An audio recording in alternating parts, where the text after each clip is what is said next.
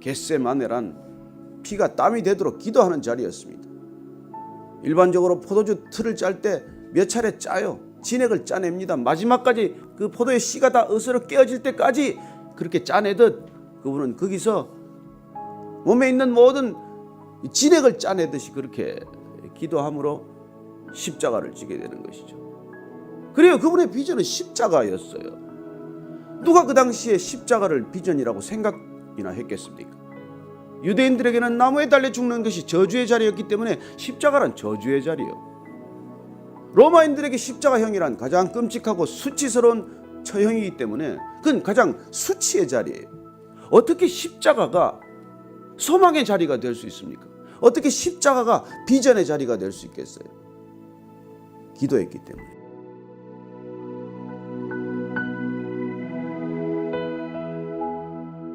이제는 예수님께서 그 땀이 피가 되는 겟세마네의 기도를 마치신 뒤에 이제 내 안의 싸움이 모두 끝나고 정리된 뒤에 그분께서는 마치 나를 잡으러 오는 사람을 마중 나가듯이 가게 됩니다. 따라서 오늘 우리가 이 겟세마네에 대한 기도의 정리가 필요합니다. 이 기도는 어떤 기도입니까?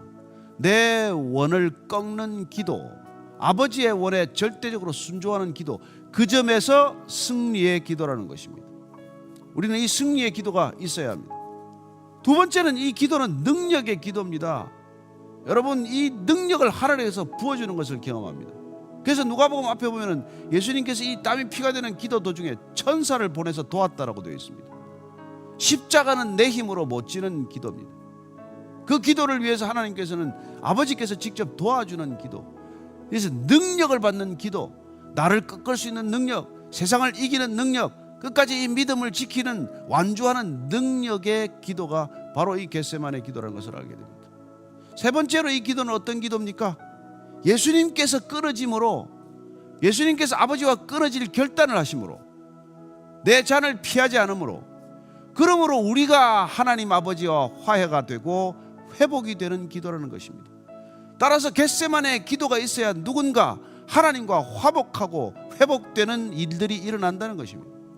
이 겟세마네의 기도가 있기 때문에 우리는 하나님과 화해할 수가 있었고, 그분이 땀이 피가 되도록 기도했기 때문에 우리는 그런 피를 흘리지 않고도 하나님께 나아갈 수 있는 존재가 된 것이죠. 그렇습니다. 이 기도는 또한 하나님께서 우리에게 죽어있는 우리 인간들에게 영원한 생명을 허락하기 위한 영생의 기도라는 것, 생명의 기도라는 것을 알게 됩니다.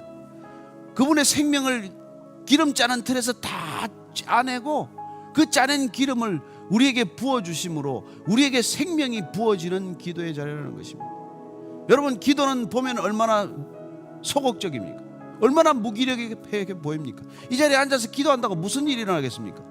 그러나 우리가 기름 짜는 틀에서 마치 기름을 짤 때 그렇게 한 방울 한 방울 떨어지는 기름이 그 기름을, 그 생명의 기름을 누군가에게 부을 수 있는 기름이 되는 것입니다.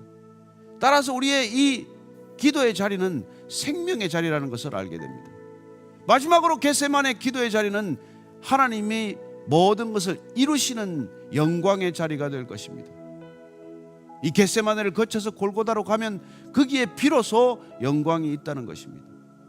기름을 다 짜내듯 고통스러운 이 기도의 시간이 있기 때문에 십자가에서 드디어 하나님께서 영광을 받으신다는 것입니다.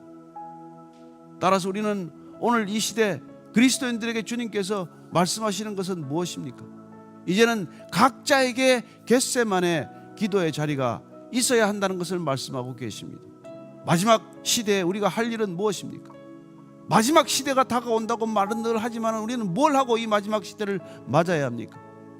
겟세마네의 기도의 자리가 우리 모두에게 필요한 때라는 것을 알게 됩니다. 그 기도의 자리가 있어야 우리는 각자 하나님께서 우리에게 준비하신 놀라운 소명들이 완수되는 것을 보게 될 것이고, 그리고 그 겟세마네의 기도 자리가 우리 각자에게 있을 때 우리는 승리의 기도, 그리고 능력의 기도, 화해의 기도, 생명의 기도, 영광의 기도가 될 줄로 믿습니다.